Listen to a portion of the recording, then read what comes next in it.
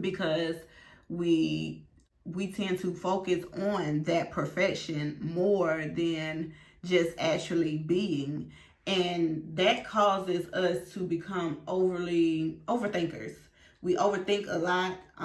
We are overcritical about ourselves and our surrounding. However, beauty is fleeting. Is also fleeting because it's temporary fix on a much deeper problem that we have within ourselves.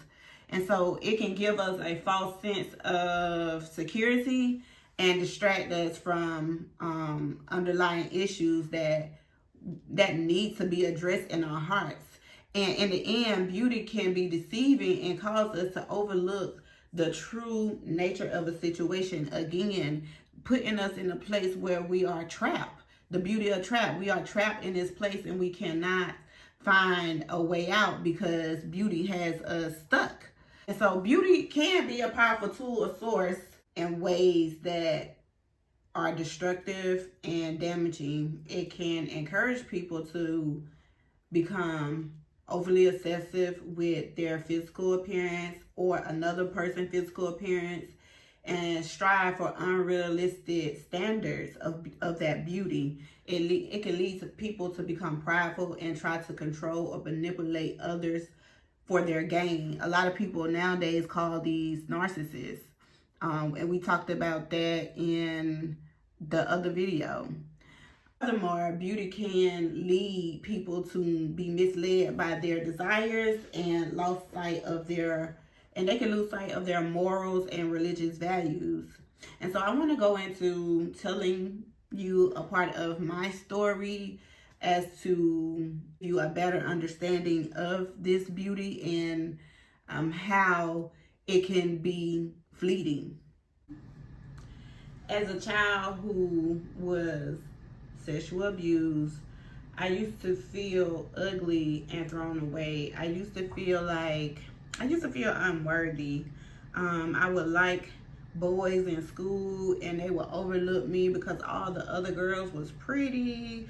They was well dressed, outspoken, and so one night I decided to pray to God. I was in the 6th grade. I prayed to God and asked him to make me beautiful. And he did. I began to grow into my features and I began to love myself. I began to love my beauty.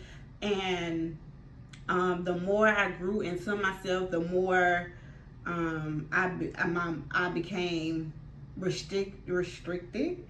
The more I felt like the guy that was sexual abusing me began to abuse me more.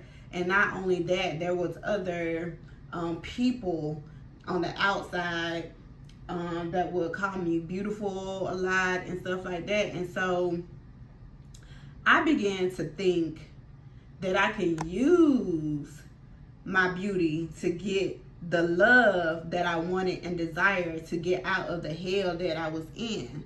And so my body became my ticket, my way out, my key.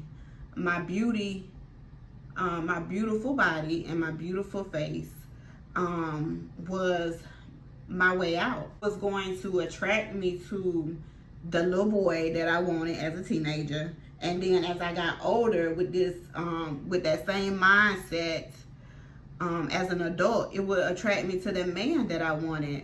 And he was going to love me the way that I wanted him to love me through my beauty. And so I thought my beauty was going to keep a man until it didn't. And then it didn't again. And then it didn't again. And now all of a sudden in these relationships, I'm having issue after issue after issue after issue. So I would use my beauty to show love through my actions. And in these relationships, it just wasn't adding up. Like they would get so confused. And finally, it had got to the point to where I just knew, like, my beauty wasn't enough.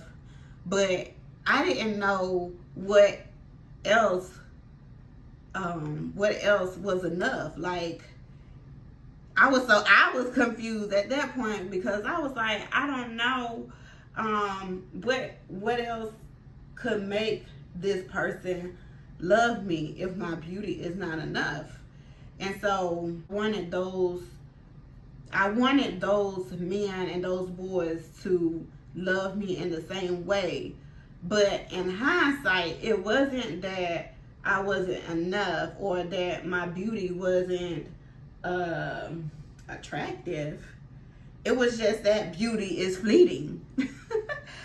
And what I mean is, beauty is not meant to be kept or limited to or used for gain. Like, beauty should be celebrated, yes. It should be embraced, yes. But it shouldn't be used for personal gain. It should be used to inspire and empower each other. It should never be used to restrict or limit someone's potential, or it shouldn't be used like I used it as a tool to obtain an advantage, which was my advantage was to get love out of a guy.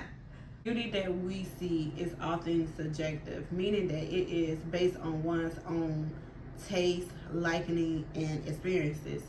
So what we may consider to be beautiful, another person may not consider it to be beautiful.